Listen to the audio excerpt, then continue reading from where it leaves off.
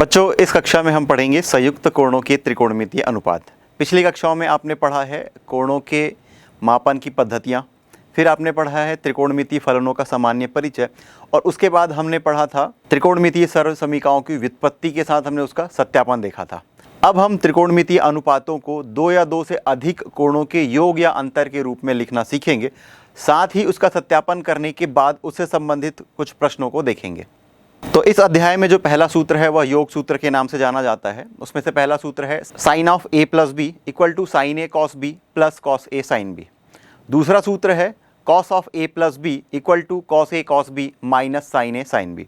और फिर अंत में तीसरा है tan of A plus B that is equal to tan A plus tan B upon one minus tan A tan B. तो ये हमने तीन फार्मूले देखे। इसके बाद हम व्यकलन सूत्र देखेंगे, जहाँ पर इसी तरीके से हमें तीन सूत्र मिलेंगे, जिसमें से पहला है sine of A minus B that is equal to sine A cos B minus cos A sine B. तो पिछले में हमने आप देखा था कि यहाँ पर ये प्लस का साइन लगा हुआ था, अब यहाँ पर ये माइनस का साइन लगा हुआ है। इसका दूसरा सूत्र है cos of A minus B equal to cos A cos B plus sine A sine B. तीसरा सूत्र है tan of A minus B equal to tan A minus tan B upon one plus tan A tan B. अब हम देखते हैं योग सूत्र या फिर addition formula.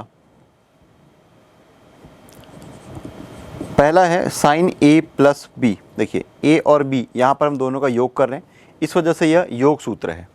Sign of A plus B ये होता है sine A cos B plus cos A sine B. देखिए पहला साइन है, फिर उसके बाद ए यहाँ पर साइन ए है, और दूसरा है बी, ये कॉस के साथ है। अब यहाँ पर ये रिवर्स हो गया, देखिए ये कॉस ए हो गया है और ये साइन बी हो गया है। तो इसे आप इस तरीके से याद रख सकते हैं, sine A plus B equal to sine A cos B plus cos A sine B. मान लेते हैं ये पहला सूत्र है। दूसरा है कॉस ए प्लस बी, ये होता है cos A cos B minus sine A sine B, ये दूसरा सूत्र। ध्यान दीजिए यहाँ पर जब प्लस है तब यहाँ पर ये माइनस होता है। अब आ जाते हैं टेन पर। तो टेन ए प्लस बी ये होता है tan A plus tan B upon one minus tan A tan B, ये तीसरा सूत्र। अब हम देखते हैं व्यकलन सूत्र या फिर अंतर सूत्र।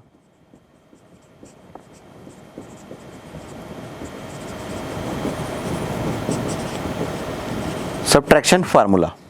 यहाँ पर a प्लस बी है। अब हम यहाँ पर देखेंगे साइन a माइनस बी। तो साइन a माइनस बी ये होता है sine a cos B minus cos a sine B. देखिए यहाँ पर जब प्लस है तो यहाँ पर भी प्लस होगा, यहाँ पर जब माइनस है तो यहाँ पर भी माइनस होगा। यदि आपको ये फार्मूला पता है तो ये फार्मूला आपको बड़े आसान तरीके से याद हो जाएगा। अब देखते हैं cos of a minus B. Cos A minus B क्या है? Cos A cos B plus sine A sine B. इसे हम पांचवा समीकरण दे देते हैं या पांचवा सूत्र दे देते हैं। अब देखते हैं टेन ए माइनस बी, ये हो जाएगा tan A minus tan B upon one plus tan A tan B, ये छठवा। देखिए यहाँ पर जब टेन ए प्लस बी था तो अंश में यहाँ पर आपको प्लस मिला, यहाँ पर माइनस है। अब जब यहाँ पर माइनस होगा तो यहाँ पर माइनस हो जाएगा और यहाँ पर प्लस हो जाएगा। तो इस तरीके से आप ये फार्मूले को याद रख सकते हैं। इसके अलावा दो और फार्मूले हैं।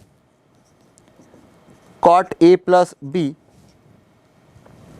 ये होता है cot A cot B minus one upon cot B plus cot ए,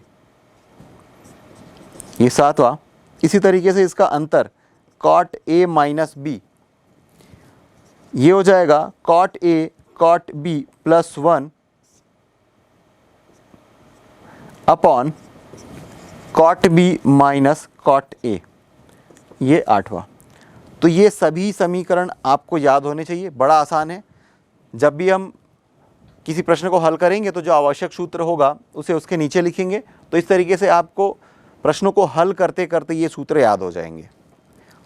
देखते हैं सूत्रों का सत्यापन। सत्यापन।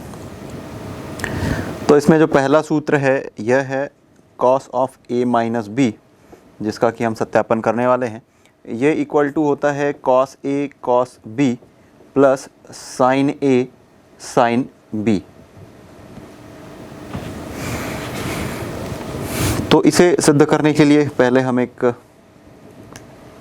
तल पर दो निर्देशांक खींच लेते हैं और फिर यहाँ पर एक इकाई वृत्त की रचना करते हैं। ये x, ये o, ये x डैश, ये y o और ये y डैश। चूंकि इकाई वृत्त की रचना की गई है, अतः इस वृत्त की त्रिज्या एक इकाई होगी, P0 1 0 होगा। अब इस प्रकार वृत्त पर हम तीन बिंदु P1, P2 और P3 इस प्रकार ले रहे हैं कि कोण XOP1 ये कोण A के बराबर होगा, कोण XOP2 ये कोण B के बराबर होगा और कोण XOP3 ये A माइनस B के बराबर होगा। माना बिंदु P1 यहाँ पर कहीं पर है, तो इसे हम मूल बिंदु से मिला देते हैं। तो ये P1 जो होगा ये हमें cos A sin A मिलेगा, क्योंकि यहाँ से यहाँ जो कोण बन रहा है ये कोण A है। पिछले अध्याय में हमने देखा था कि वृत्त पर स्थित किसी बिंदु का जो निर्देशांक होता है उसका पहला पद cos के टर्म में होता है और दूसरा पद जो होता है वो sin के टर्म में होता है। तो इस तरीके से यहाँ पर जो P1 है ये cos A और sin A होगा, चूँकि यह x अक्ष की धनात्मक दिशा के साथ एक अंश का कोण बना रहा है। अब एक दूसरा बिंदु P2, अब हमने ये कहा था कि P2 जो है ये यहाँ से कोण B बनाता है, तो इसका मतलब ये कि इसका जो निर्देशांक होगा ये cos B sin B होगा। अब यहाँ पर हम एक कोण देख रहे हैं XOP3, ये A माइनस B के बराबर है। यहाँ से लेकर यहाँ तक कोण A है और यहाँ से लेकर यहाँ तक कोण B है। तो कोण A में अगर हम कोण B को घटा दें तो हमें एक तीसरी बिंदु वृत्त पर मिलेगी, माना ये बिंदु P3 है। P3 का जो निर्देशांक होगा इसे हम लिखेंगे cos A माइनस B और sin A माइनस B। तो इस प्रकार हम ये लिख सकते हैं कि P1 जो है ये cos A sin A है, P2 जो है ये cos B sin B है और P3 का जो निर्देशांक है ये है cos A minus B sin A minus B। हम जानते हैं कि किसी वृत्त पर यदि समान चाप है तो वह समान कोण अंतरित करता है। तो हम यह लिख सकते हैं कि समान चाप केंद्र पर समान कोण अंतरित करता है।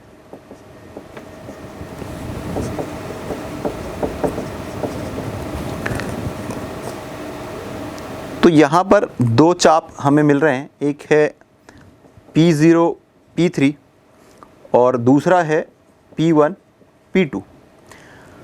यदि समान कोण अंतरित कर रहे हैं तो उनकी चाप की जो लंबाइयाँ होगी ये भी आपस में बराबर होगी। तो इस प्रकार दो बिंदुओं की बीच की दूरी का सूत्र का उपयोग करते हुए हम इसे आगे हल करेंगे। तो ये आगे हमें मिल जाएगा, देखिए P0 P3। अब यहाँ पर हम एक और बिंदु लिख लेते हैं जो कि P0 यहाँ पर है 1 0, ये P0 है और ये P3 है। तो इसका x कोऑर्डिनेट इससे घटा देंगे तो ये हमें मिलेगा cos A minus B minus 1 का ये स्क्वायर है, फिर plus sin A minus B और ये माइनस 0। तो हम इसे डायरेक्टली लिख सकते हैं कि sin A माइनस B का होल स्क्वायर इक्वल टू, आगे देखिए P1 और P2, ये P1 है और ये P2 है। तो इसे आगे हम लिख सकते हैं cos B minus cos A का whole square plus sin B minus sin A का होल स्क्वायर। तो लेफ्ट साइड में भी स्क्वायर रूट है, राइट साइड में भी स्क्वायर रूट है, दोनों को हम स्क्वायर कर दें तो स्क्वायर करने पर हमें मिलेगा cos of A minus B minus 1, ये इसका स्क्वायर, फिर plus sine square A minus B, और ये इक्वल टू, ये पूरा पद यहाँ पर आएगा cos B minus cos A का whole square plus sine B minus sine A का होल स्क्वायर। अब यदि इसका विस्तार करें तो ये a माइनस बी का होल स्क्वायर है, और a माइनस बी का होल स्क्वायर क्या होता है, A square plus B square minus 2ab, ये a हो गया और b 1 हो गया। फिर आगे ये sine square a minus B है इक्वल टू, अब इन पूरे पदों का विस्तार करते हैं, cos b minus cos a का होल स्क्वायर है तो हमें मिल जाएगा cos square b plus cos square a minus 2 cos a cos b, फिर ये अगला पद sine square b plus sine square a minus 2 sine a sine b। अब ये देखिए कि ये cos square a minus B और sine square a minus B, चूँकि हमें पता है कि sine square theta plus cos square theta equal to 1 होता है, तो ये पद और ये पद मिला करके लेफ्ट साइड पे हमें 1 की वैल्यू देंगे, और फिर ये 1 और फिर ये minus 2 cos a minus B. इसी तरीके से देखिए कि कॉस स्क्वायर b और साइन स्क्वायर b ये हमें 1 वैल्यू देंगे, इसी प्रकार कॉस स्क्वायर a और साइन स्क्वायर a ये भी हमें 1 वैल्यू देगा, और फिर माइनस 2 यहाँ से हम लिख सकते हैं कॉस a कॉस b, और यदि मैं माइनस 2 को कॉमन ले लूँ तो आगे यहाँ पर पद आएगा plus sine a sine b। अब हम यहाँ पे रीज़न लिखना चाहे तो लिख सकते हैं, चूँकि sine square theta plus cos square theta equal to 1। अब ये देखिए ये +1 ये 2 और यहाँ पर भी +1 2, ये बोथ साइड कैंसिल हो जाएगा। इसके कैंसिल होने के बाद में यहाँ पर आगे पद बचेगा minus 2 cos a minus B equal to minus 2 cos a cos b plus sine a sine b, और ये तो इस तरीके से देखिए कि -2 और यहाँ पर -2 बोथ साइड कॉमन है, कैंसिल हो जाएगा। तो अल्टीमेटली हमें जो फार्मूला मिल रहा है कॉस a माइनस बी का वो कुछ इस प्रकार है, cos a cos b plus sine a sine b। तो इस तरीके से हमें यह पहला सूत्र मिल चुका है। इसका उपयोग करके हम cos of a plus B निकाल सकते हैं। अगला सूत्र है cos of a plus B equal to cos a cos b plus sine a sine b। इसका हम सत्यापन करने वाले हैं। तो इस तरीके से हम यदि लेफ्ट साइड को लेकर के चलें कि cos of a plus B, तो cos of a plus B को आप लिख सकते हैं cos of a minus minus B. तो इस तरीके से ये पद a हो गया और ये माइनस बी वाला जो पद है ये b हो गया। और चूंकि आपने पढ़ा हुआ है कि cos of a minus B ये होता है cos a cos b plus sine a sine b, तो इसका उपयोग कर रहे हैं हम। तो इस तरीके से हम लिख सकते हैं cos of a plus B equal to cos a और फिर कॉस b, b के स्थान पर है माइनस b, फिर प्लस साइन a और साइन b, b के स्थान पर है माइनस b। तो इस तरीके से यहाँ पर हमें मिल रहा है कॉस a कॉस b और minus sine a sine b। चूँकि cos of minus theta cos theta होता है और sine of minus theta minus sine theta होता है, तो यहाँ पर ये साइन ऑफ माइनस बी है, इसकी वजह से यहाँ पर ये माइनस आ गया और cos of minus B cos B मिल गया। तो ये दूसरा सूत्र का हमें सत्यापन कर चुके हैं कि cos of a plus B, ये फार्मूला है cos of a plus B equal to cos A cos B minus sine A sine B. अब इसमें जो तीसरा सूत्र है ये है sine of a minus B का। तो sine of a minus B ये होता है sine a cos b minus cos a sine b। इसका हम सत्यापन करने वाले हैं। तो चलिए लेफ्ट हैंड साइड को हम लेकर के चलते हैं, sine of a minus B. ये जो साइन a माइनस बी है इसे हम लिख सकते हैं कॉस के पदों में कि cos of pi minus a minus B. Cos of 90 minus theta sine theta होता है, इस वजह से ये sine of A minus B है, इसको हमने लिखा है cos of pi by 2 minus A minus B. अब इसमें एक काम करते हैं कि जो कॉस के बाद पाई बाई 2 और माइनस ए को एक साथ ले लेते हैं और दूसरे पद बी को अलग कर देते हैं। और आपने कॉस थोड़ी देर पहले हमने पढ़ा था कि cos of A plus B ये होता है cos A cos B minus sine A sine B. उसका उपयोग करके हम इसका विस्तार करेंगे तो यहाँ से हमें मिल जाएगा कॉस ए मतलब cos of pi by 2 minus A into cos B, फिर माइनस साइन ए, तो साइन ए के जगह पर है पाई बाई 2 माइनस ए और फिर sine B. Cos 90 minus theta sine theta होता है, तो ये वाला जो पद है ये हमें मिलेगा साइन ए और दूसरा पद कॉस बी है। फिर उसी प्रकार sine pi by 2 minus A again cos A मिलेगा और फिर ये साइन बी। तो इस तरीके से हम ये देख रहे हैं कि sine of A minus B जो है ये मिल रहा है sine A cos B minus cos A sine B. तो इस तरीके से इसका हम सत्यापन कर चुके हैं। अब इसमें जो चौथा सूत्र है वो प्लस के लिए उपयोग करेंगे, sine of A plus B. तो sine of A plus B होता है sine A cos B plus cos A sine B. तो पूर्व की भांति हम इसका सत्यापन करने के लिए sine of A plus B को हम लिखेंगे sine of A minus of minus B, और sine of A minus B यहाँ से sine A cos B minus cos A sine B, इसका हम इस्तेमाल करेंगे। तो पहला है साइन ए, फिर दूसरा है कॉस बी, तो कॉस ऑफ माइनस बी यहाँ पर है, फिर कॉस ए और साइन ऑफ माइनस बी। पहला यहाँ पर हमें साइन ए और cos of minus theta cos theta होता है, cos of minus theta cos theta होता है, तो यहाँ पर हमें मिलेगा कॉस बी, और फिर sine of minus theta minus sine theta होता है, तो यहाँ से हमें माइनस जो है और ये माइनस मल्टीप्लाई कर होके प्लस मिल जाएगा, और अगला पद है कॉस ए साइन बी।